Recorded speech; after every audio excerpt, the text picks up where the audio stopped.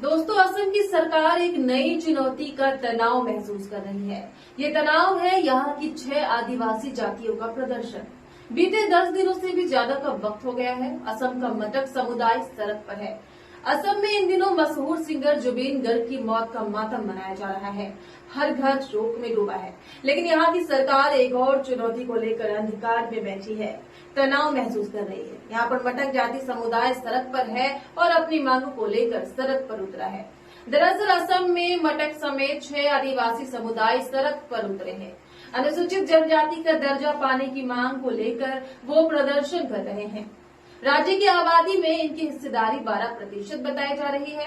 बीते 10 दिनों से भी ज्यादा का वक्त हो गया है। ये समुदाय सड़क पर है, 2 बड़ी रैलियां कर चुके हैं और ऐसे में सरकार के लिए नई चुनौती पेश की जा रही है।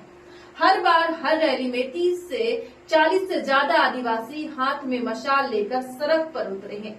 रैली डिब्रूगढ़ में हुई, लेकिन इसकी धमक गुवाहाटी समेत पूरे राज्य में महसूस की गई। ये समुदाय खुद के लिए अनुसूचित जनजाति का दर्जा और सामाजिक, सांस्कृतिक, आर्थिक और प्रशासनिक फैसले खुद ले सकने की मांग कर रहा है। अकेले मटक समुदाय ही नहीं, 5 अन्य जनजातियां भी हैं जो सड़क पर उतरी है और ये राज्य की कुल आबादी का 12% है। इस आंदोलन की कमान भी युवाओं ने संभाल रखी है, या यूं कहें कि इन दिनों चर्चित वर्ल्ड जैम जी के हाथों में है। रैली की भीड़ से ज्यादातर आबादी 30 साल से कम की है। मटक समुदाय की मांग काफी पुरानी है। इस बारे में उनकी जनप्रतिनिधियों की सरकार के साथ कई दौर की बातचीत हो चुकी है, लेकिन समाधान नहीं निकला। अब असम में विधानसभा चुनाव नजदीक है, इसलिए हेमंत बिस्वा शर्मा तनाव में है। वो बार बार मटक समुदाय को बातचीत के लिए बुला रहे हैं, लेकिन समुदाय ने मना कर दिया है और वो सड़क पर उतर आए हैं। मटक समुदाय सालों से उपेक्षित महसूस कर रहा है। पहली बार इतने बड़े स्तर पर उन्होंने विरोध प्रदर्शन किया है। पहले 19 सितंबर को तिनसुकिया में निकाली गई रैली में 500 से ज्यादा लोग शामिल हुए। 26 सितंबर वाली डिब्रूगढ़ की रैली में 3000 से ज्यादा लोग पहुंचे और इस भीड़ ने सरकार को सोचने पर मजबूर कर दिया। ये प्रदर्शन ऐसे समय में हो रहा है जब एक दिन पहले ही सीएम हेमंत बिस्वा शर्मा ने तिनसुकिया में हुई बड़े विरोध प्रदर्शन के बाद 25 सितंबर को मटक नेताओं की बैठक आमंत्रित की।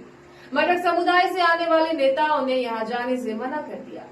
मटक जाति पहले इस तरह के प्रदर्शन में हिस्सा नहीं लेती थी, लेकिन पिछले महीने डिब्रूगढ़ में ही मोरान समुदाय ने भी अनुसूचित जाति के दर्जा को लेकर बड़ा आंदोलन किया था और ऐसे में ऑल मोरान स्टूडेंट यूनियन के नेतृत्व में रैली निकाली थी और इसका नारा था नो एसटी नो रेस्ट। मटक के साथ साथ अन्य 5 आदिवासी समुदाय ये चाय जनजाति कहलाती है। ताई हांग मोरान चोटिया और कोच राज बोक्शी भी शामिल है। यानी ये वो लोग हैं जो चाय के बागानों में काम करते हैं। यानी कि दिल्ली की सत्ता में बैठे सरकार जो गर्व से कहती है कि एक चाय वाला प्रधानमंत्री है, उसे चाय के बागान वाले ही टक्कर दे रहे। ये वही समुदाय है जिन्होंने 2014 का आम चुनाव जिताने के लिए भाजपा सरकार को वोट दिया था और भाजपा ने इनको एसटी का दर्जा दिलाने का वादा किया था और इसके एवज में वोट लिए थे। 2011 में असम की कुल आबादी 3 करोड़ 12 लाख से 38 लाख यानी कि 12.4% आदिवासी है। यानी जो कुल आबादी है असम की, उसमें से लगभग 12% से ज्यादा, लगभग 12.5% के आसपास ये आदिवासी है। यदि इन 6 जनजातियों को एसटी का दर्जा मिल जाता है तो कुल आबादी का ये 40% हो जाएंगे।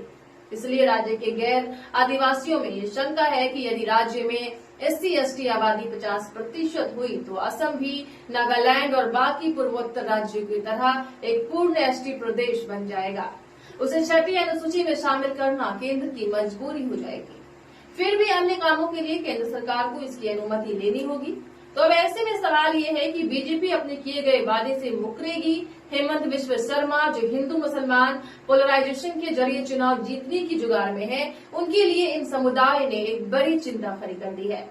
अब चाय बागान से चाय वाले को हराने का एक नैरेटिव खड़ा किया जा रहा है। हंसराज मीणा ने लिखा है कि असम में आदिवासी समुदाय का महीनों से बीजेपी सरकार के खिलाफ इतना बड़ा आंदोलन चल रहा है, लेकिन मीडिया में इसकी जरा सी भी जगह नहीं दी गई। ये सवाल भी है कि दिल्ली का मीडिया और नोएडा का मीडिया इस प्रोटेस्ट को क्यों नहीं जगह दे रहा। यही हुआ लद्दाख में, जब सालों प्रदर्शन से चलता रहा और उस पर आपने ध्यान नहीं दिया। अचानक वो हिंसक हो गया और फिर पूरा फोकस उसी प्रदर्शन पे आ गया और प्रदर्शन को डिरेल करने की कोशिश की गई। मणिपुर में हालत बिगड़ते रहे, सरकार खामोश रही, मीडिया ने दिखाना बंद कर दिया और अब असम की बारी है। चुनाव सर पर है और बीजेपी के लिए आफत यह है कि उसका पोलराइजेशन वाला दाव कारगर साबित नहीं होगा। इनकी मांगों को लेकर दिल्ली से जब तक हरी झंडी नहीं मिलेगी, प्रदेश में हेमंत बिश्व शर्मा कुछ कर पाएंगे या नहीं, ये देखना होगा। तो फिलहाल के लिए इतना ही। आप देखते रहें केएनए न्यूज।